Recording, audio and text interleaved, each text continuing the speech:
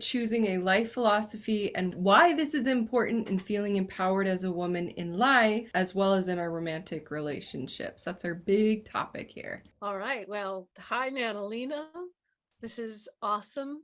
You are awesome. And you sent me this amazing email before we got on live here, really stating, yes, this philosophy. And then you sent a letter from a member of my Siren Island membership. It was like the classic letter for me. And I want to make sure that we get a chance to talk about it. So I'll let you prompt me on that. How do you want to start? It's been fairly recent in my conversations with you, Rory, where you've said, Natalina, you just need to go and choose a life philosophy. And I'm like, oh, okay. So, and that kind of led to me and sharing with the other coaches and other conversations of how I've just been Googling how to choose a life philosophy, which that may sound silly to some people, but it's really been like a come back to the fundamental basics for me. And I really want to hear more about, well, what other hot takes or maybe even quite fundamental boring things can you say about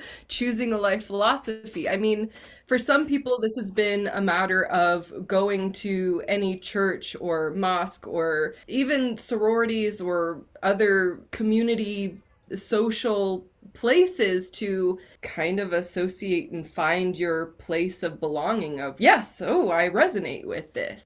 I'm sure that's not the only way, or that almost sounds like it's too big of a thing to do.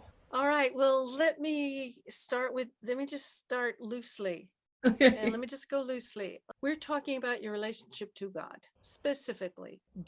Are you an atheist? Are you agnostic? If I say the word God, and the reason I'm saying the word God here is because so many of my contemporaries, Gina DeVee, so many of the women that do big work out here use the word God a lot. And I never do because almost everybody I know is an atheist. And it's very interesting in the world how a person who is totally atheistic and humanistic like my husband is would feel good all the time.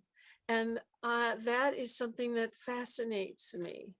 How do you feel good when you haven't codified what it is that feels bigger than you in your life, or is feeling that there's nothing bigger than you in your life? There's just experiential, there's just existential. Does that do it for you?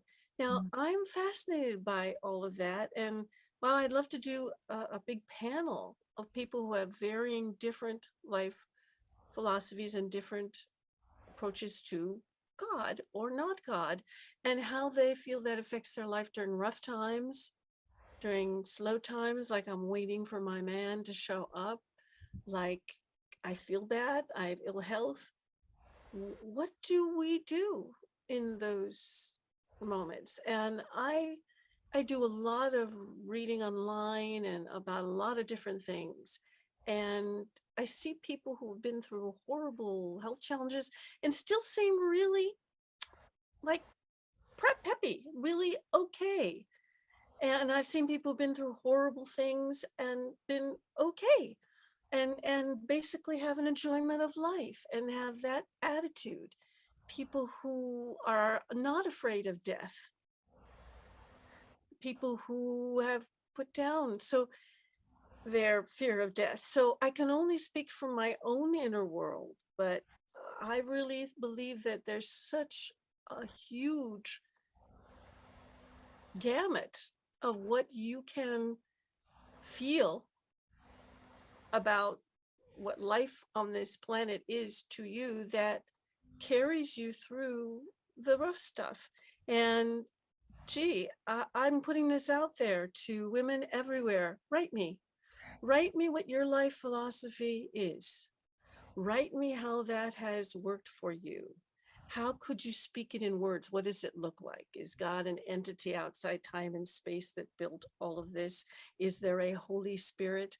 Is there nothingness? What is out there? What is it that makes you feel good when things aren't feeling bad? Or do you just let it go out of your mind? Do you not you just go, oh, this has just happened. Are you a happy humanist existentialist? Write, write to me and let me know what you do in tough moments, how you get through things. So for me personally, the agnostic stuff doesn't work because that puts me in a space where I don't feel settled. I didn't feel settled into a philosophy that would support me when things are down. Because the last thing in the world you want to do when things are down is you want to feel it. You want to feel everything. That's not the last thing, it's the first thing. You want to feel what's going on for you. And you do not want to get stuck there. You do not want to take on that point of view. You don't want to entertain that less than optimum state of being. You don't want to feel like this is my life. And I know, so I'm very interested in autoimmune diseases and all kinds of hormonal issues for women. And it is just amazing the amount of stuff that we women put up with in the way we feel, in the way other people have talked to us. I remember in my journey long ago that there was no such thing as glucosamine for joints. Now every dog takes one, not just people. That there was no such thing as vitamin D. There was no such thing as the things that we take for granted as part of optimum health now. And there were also things 40 years ago that were healthy and natural and worked that then modern medicine and modern science took over. The science didn't do anything bad. The science made discoveries, and then came big corporations who made money off of sending us in one direction or other. So we all have a sense of this pill is what you're supposed to take for this. This product is what you're supposed to use for that. And it's because we've all been brainwashed by society and by everything. So what I'm talking about, what's your philosophy? What floats your boat? What makes you feel good? What makes you feel good? If you say the word God, if somebody else says the word God, what do? You go, oh God, that's silly. That's ridiculous. They're silly. I live in a deeply Orthodox Jewish neighborhood. And so I see people walking to and from a temple every weekend and on holidays, and all the girls wear long skirts and all the women wear wigs, and everybody looks happy to me. And I've become friends with many of them. I've been invited, and because I'm Jewish also, but not observant, it actually makes it kind of a weirder feeling for me. Like I've somehow strayed when I meet them. So I'm looking at them, and they have chosen their own view that doesn't feel comfortable to me. So what is my view? And, for me, nature has always kind of been it, the tree. I mean, the idea of the sequoias being connected to one another, the idea that we're all connected somehow. And then the whole idea of atomic structure and quarks and all of that, and the fact that there really is nothing solid. It appears solid to us, and it actually is solid to us, but in actuality, it's a lot of space with floating atomic particles. And if that's not enough of a mystery for me, I don't know what is. I mean, that is the mystery. That means that everything out there's a mystery. So I've settled into an appreciation of the mystery. And the more I can feel into that mystery and that absolute unknownness, and the idea that, well, if there's all this space here, I can probably put my hands through it. That's kind of mystical, and a lot of my tools are around there. that can help get me out of a focus or an entertainment of something that is occurring in the moment. And the truth is, and then I'll kind of end with this, when we focus our attention, when we entertain ideas that make us feel ickier than we already feel, because we want to feel how icky we feel, but we don't want to entertain that feeling as something that's like important, or give it meaning, or make it a part of our lives. So many people choose and to entertain icky feelings for reasons of emotional hurt over a long time. We all have patterns of protection in us, and sometimes choosing to be in an icky state of mind or body is the answer for a lot of people. Well, we don't want to go there. We want to entertain joy. Well, when was the last time you felt joy? So maybe that's your God. When you feel joy, maybe you're in touch with God. And until when you don't feel joy, that means you're all tight. So I have noticed in my health journeys how when my hormones have been off for a long time, the healthy ones, the ones that keep you pep, adrenaline takes over and cortisol goes weird and stuff like that. So if you've been living off of adrenaline, sort of like me, and yet learning how to chill, there's, something that you can actually use. It's like, wow, I now can feel when my body gets tense and I want to go to an adrenalized response. And that is theoretically not necessarily in the purview of my control, but I can feel it in my body, and I just let go and I don't let it tense up. And I take a breath and I step back and I slow down. I slog through chocolate or molasses. And rather than that being an affectation, it literally stops. It stops the bodily response and it takes me back into myself. So there we have one tiny itty bitty thing you can use when you feel yourself getting overloaded or overwhelmed. It's you have control over a lot of elements of your nervous system, and a lot of elements you do not have control over. You don't always know which is which either. So learn what you do have control. You do have control over a certain amount of breathing when you're conscious about it. You do have control over how quickly you move. You do have control over what thoughts you are entertaining. Well, this is terrible. This is horrible. Oh my gosh, this feels terrible. Or I can feel my breath going in and out. I can see that leaf. I'm about to sneeze. Oh, I can see that flower. Oh my gosh, it's the yellow tree. And I can feel whether I'm seeing the yellow tree and all bound up in here, or I'm seeing the yellow tree and I'm actually interacting my whole molecular structure with that yellow tree. And it is about using the tools that we're talking about finding your whole body, getting into the dance position, and letting go. So that is how you find your philosophy. I think that it's very important that you sit down all the time and you connect and you actually ask yourself, what is God to me? Ooh. What is God to me? Because other people mention it so often. Am I just shoving it aside? What does that mean to me? What is my existence on this planet other than, wow. Wow, I'm here. I got on the ride. Wow. I mean, I feel guilty for not thinking it's amazing every moment. Well, that can turn into something, Hmm. right?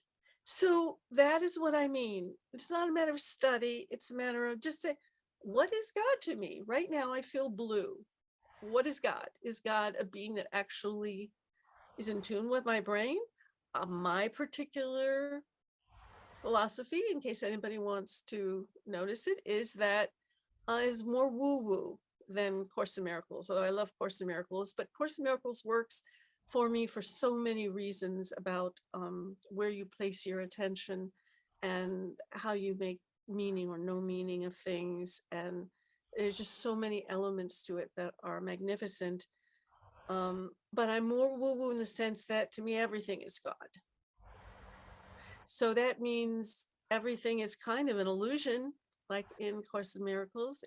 It's an illusion because it's just all wafting in molecules. It's like the solidity of it is magical. There's so much magic and mystery that feels godlike to me, and I try and refine it so it's something I can return to. It's not just an ephemeral kind of a God is just something in around here. I mean, I see white, I create a visual for me because then I want to return to that, and then if I need to adjust it. And I think everybody needs to actually know what they feel, because most of us inherit it from our parents or our community. And I want you to just go, what makes me feel good? That makes me feel that is out there or in here, or what is it that works for me? So that's that part. Was that, I hope that was good enough. And then the question, I'd really love to deal with that letter. Would you like to? Yeah, it feels somewhat related with philosophy Ah, and like life promises, promises that we make to ourselves, promises that we hear from a man or in yes, coaching here. yes.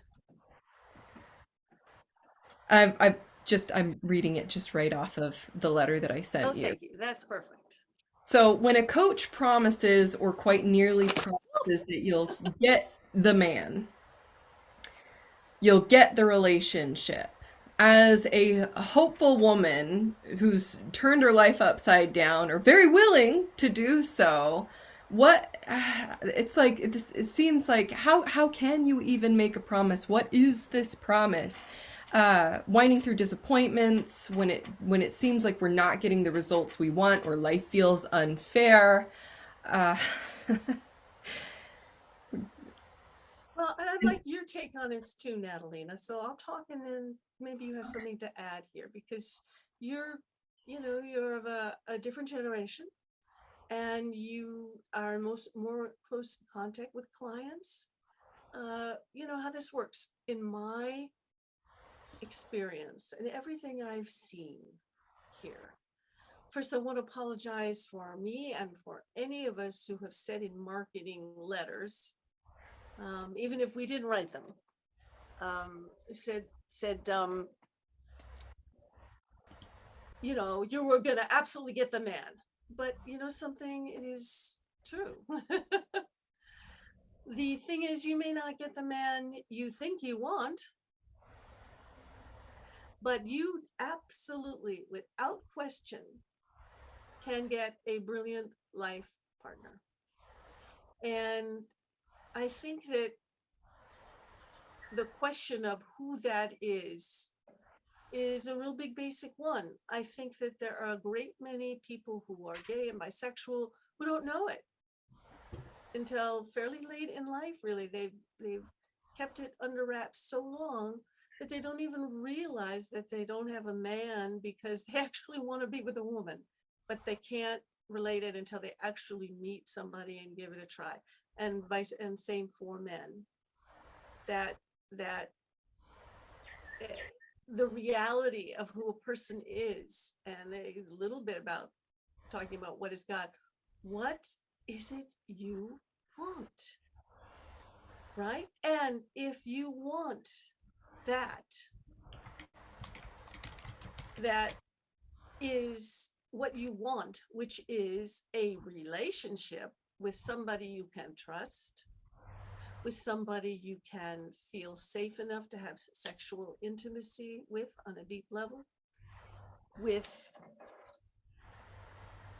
somebody who maybe cannot provide for you financially, means you provide financially, but actually provides an emotional stability for you, and loves you, and provides you with other things, provides you with masculine energy in other ways.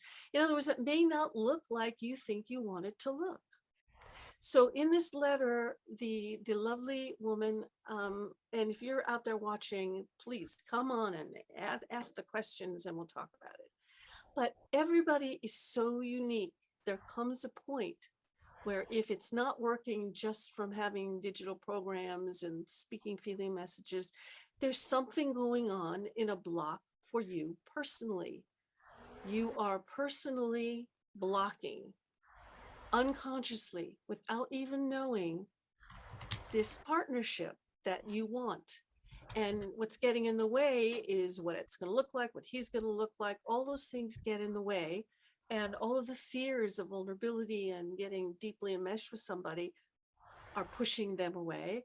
And it's an unconscious thing. And all by yourself, you can't really know what it is that's going on between you and men, because what is happening from this letter is you're not attracting the kind of men that are going to be a good match for you, but you're getting close, you're getting nice guys. That tells me something is getting better. And you go out with them, but it doesn't work for you after a couple of weeks. So the question there is, how deep are you allowing that date to go? Mm. Yeah, and I'm sure to you it seems very deep, because it takes somebody hitting you upside the head sometimes to shake out of an old pattern. Okay, so it's very hard to know unless you become a student of yourself, and that is what circular dating is. So in the letter you say the idea of circular dating feels like a waste of time and all that. That is basically, you're not getting the gist of what the whole modern siren thing is and why circular dating is so important. This is not about meeting Mr. Right. It's not about wasting time. It is about you learning about you and readjusting your patterns and resensitizing yourself to your genuine self. Just like we talked about, what is your feeling about God? Not in your mental one. I'm talking about what makes you feel good in here. No God, maybe, but just the rug and my dog is enough. Those, be able to answer that is a very scary thing, because everybody thinks the idea of God is so elevated that nobody wants to even talk about it, really, except my friends who are very deep into that. So this is the same thing. Circular dating is about you learning what you are doing that is either not inviting in the kind of man that would be rightful partner to you, or pushing those men away. And it's very difficult to know except by watching these men. So you watch the men who come forward and you watch the ones that are interested in you. Are they continuing to come towards you, or are they leaving? What is going on? Are they acceptable? Do they have like masks on of their persons, and then after 3 months they turn into these horrible men? Okay, are you masking yourself? I'm not being flippant here. That is what it's for you to learn why you're attracting certain kinds of men and why they are the good ones that you want are moving away. Maybe because they're supposed to, because the men you think you want are actually not serving you. And there's no way you can learn that except by doing it. So yes, it takes a lot of time. It is a little job, circular dating and online dating and going out in public. And after a while, I swear to you, you will get, oh my God, I just noticed at this party, all these men just came to me. Or, oh, I just noticed at this party, all these men were standing down talking to other people. And I felt at sea. You're going to notice what happens when you are in a social situation or when you're online, which is great because you'll get men that aren't in your neighborhood, right? You're the ones that you are attracted to visually. We don't want that. We want soul connection, right? Visual is nothing. It's nothing. You can develop a feeling for anything based on what you will allow inside you, and you have to get that cooking. So sometimes, and I realize that I'm suggesting something that sounds like a sales pitch, but it's not, because we have such affordable ways of doing this. Most of the time, you can do this on your own. And it takes a lot of attention to you. We don't all have that kind of time and attention, or that kind of ability to zero in on what's going on and not push it away from ourselves. So what you need is somebody to hold your hand. You need a coach, as inexpensive as you can get one, and as good for you as feels good, to hold your hand through online dating, give you assignments, get the tasks done, stand beside you. I mean, I would not go through physical stuff without somebody, a health coach, essentially, somebody I could talk to, somebody I could unload to, somebody who could send back to me my own vibe and give me feedback. I don't buy fancy clothes, but I buy help. I buy assistance. I don't tell my story to all my family and friends. I hire professionals to do it on some level because I want to talk about me sometimes. I just want to talk about me. So when you want to just talk about you, that's when you hire a coach. And it doesn't have to be long term. You just need to get in the swing of circular dating to where it feels right, where it feels like, oh, now I get why I'm doing this. Oh, and that guy, and you start logging it in and writing down all the different experiences you had, spreadsheet it out so that you know what you were doing on that date. Were you using feeling messages? Were you leading forward? What were you practicing of the tools? How did that feel? What happened? You want to write your little personal story here. Maybe it'll turn into a memoir. And that is what needs to happen if it's not working. If it's not working for you, you need a hand. So I'm all just saying you need somebody one-to-one to help you, and everybody who has a one-to-one coach who actually works for them does better immediately. I mean, it's just absolutely true. I mean, you should hear the emails that I get and the repeats on coaches, because you not just feel better being able to talk to somebody, or actually if somebody telling you it's okay to do that online. It's okay to say that. Yeah, I want you to say that. I want you to practice that stuff you would never do on your own, because we want you to move fast, right? So that was the pitch for private coaching. And the other thing is, really keep track of the tools you're using and why you're using them and how they work and who you want in your life and what you want in your life. And see if some of your beliefs about sex and connection and time and who you should be with and who you shouldn't be with and who you owe and who you don't and what your parents said and what they didn't say, how those are affecting you. Because bottom line, just like our first discussion about God, what is the God of your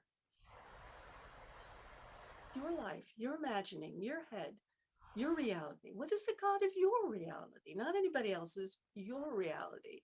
And what is the man of your reality? Or the woman of your reality? Or the polyamorous group of your reality? In other words, this is your life. This is your moment. Just kind of, they're coming in and out, I'm unsatisfied. That's a dead end, right? That means something's holding you back. So go back, watch all the programs, watch Modern Siren, Kiss the Tree, do all those exercises that loosen you up. Do all the exercises in Toxic Men, do the quizzes. See if you can find your pattern of where the stuckness happens and why the same kind of man keeps repeating for you. Why the same situation keeps repeating for you. Why you are resisting dating 10 men at a time. I mean, I said 3, but 10. Yeah. The numbers are important because we are so used to going steady. I mean, we were told to go steady from junior high, right? We were told just one guy.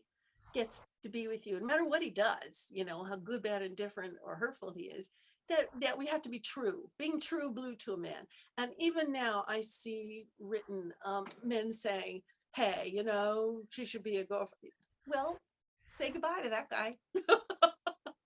I mean, either shows up with a ring and he has a whole life planned out for you and he knows what he wants with you, or he's just dating you. Those are the two options you got. A middle ground is just messy, but it doesn't really exist. You're either engaged really, or you're dating. That's it. So we need to not be confused by all that stuff. And we're so afraid of upsetting a guy. Natalie, you're about to say something, Yeah, please. no, the coaching and this was, I mean, that concept was there before I found you or had any clue of what life coaching, dating, attraction coaching was. That was kind of the model that all of everyone in my community was doing, and I was all like, I have no idea how you are doing this and looking so at peace at that same Yeah. time. We've, and I would say this is what at least Siren School will help. The Siren School coaching will help you get into is expand your ability to be with discomfort.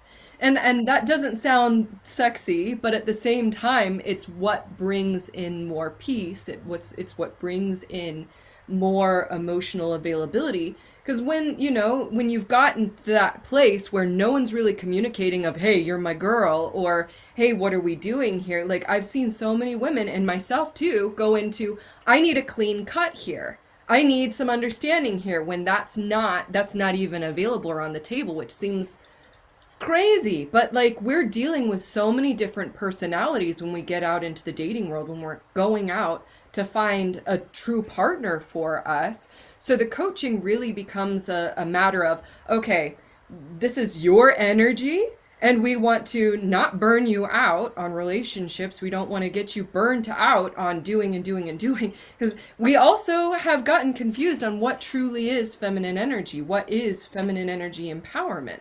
So everything that you've got in the tools are about, okay, let me experience myself in the presence of the barista. Let me experience myself in the presence of the bread aisle. Let me experience myself in a whole new way while I'm at chess club or the language program that you're in, while you are just living your life and letting men approach you. And that I think that's huge for a lot of women, is not only are we supposed to be true to one man who's not even asked us for our commitment solidly, and yet it doesn't have may not have the emotional availability or emotional intelligence to say, I'm into you, and I want you to be into me too, and don't be scared. Like who's got those skills? That's what we're kind of inching in towards and saying, that's what I want. And I don't know if you've got that, and I know that I'm still in my process with all of this. It's a relationship building incubator on a bigger scale so that you have more of those options. And coaching's really just giving you, okay, try this and see how it feels. Not so that you could go, I'm never going to do that again. Although that's definitely an option that you have, to go, I am never doing that again. Or at least I am tabling that for now because that was super scary. It gives you some very, very small things that you can do to build up your confidence and see yourself and the world in an entirely different way. That was awesome. Do you have more? Did I stop you? That was No, no. That's kind of all I wanted to say on that. well, Just that felt in the trenches. That felt what you may be feeling out there, what you may be feeling, what Natalina just described. I was being theoretical in a lot of ways, except for my own experience in my life before online dating was really there. I didn't have that when I met my husband. I didn't have those options, but I did have social options. A lot of them. I was in a karate class with all men. I was doing, I was socially around, and that was even more frustrating than online dating. I had a lot of driving around doing stuff, and bingo, I met my husband, and he was like, to me, all wrong, all wrong. I even actually just dismissed him at one point. It just goes to show you how wrong we can be about who we are. So what you said, Natalina, was just brilliant. And with the keyword, how to experience discomfort, and knowing that you are pretty much on the right track when you're in discomfort. And that is a different feeling than feeling that you're stepping wrong. So if you got an idea of how can I tell if I'm stepping wrong, I'm going against my intuition, am I going against my real self? Is that why I'm uncomfortable? Or am I uncomfortable because I'm stepping into a new mystery that is actually going to serve me? And I'm not used to taking good care of myself. I love the mystery, the whole goddess mystery school kind of path that some of these words just opens up an invitation to that mysterious realm of the unknown that no one really has all of the answers to. Lots of places to find treasure, I guess. That is awesome.